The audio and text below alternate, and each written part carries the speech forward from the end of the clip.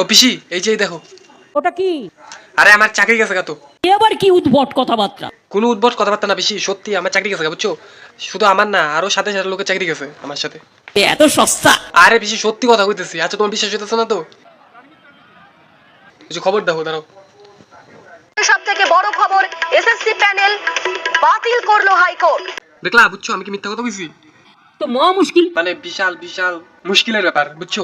এতদিন আমি বন্ধু বান্ধব দেখা চাকরিতে গেছি, সকাল সকাল ওদের দেখা কই, তোরা তো কিছু করতে পারবি না, দেখ আমার দেখে কিছু শিখ, আমি চাকরি করি, কিসে করি। আর মানে কি করবো কথা, আমার খুব লজ্জা লাগতেছে। লজ্জাটা ঢাকুন, আরে পিসি আমি থাকতেই পাবো না আমার লজ্জাটা, বুঝছো? নিজের লজ্জাটা ঢাকুন। আরে পিসি নিজের লজ্জাটা কিভাবে থাকবো কত? আমি এত বড় একটা পোস্টে ছিলাম, মানে ছিলেন জুনিয়র। আরে পিসি জুনিয়র আর সিনিয়র যাই হই, সরকারি চাকরি তো করতাম। মানে তুমি ভাবো তো, তুমিও তো এককালে সরকারি চাকরি করতা। করিনি। ও, আমি তো ভাবলাম তুমি সরকারি চাকরি করছো, এই জন্য তোমার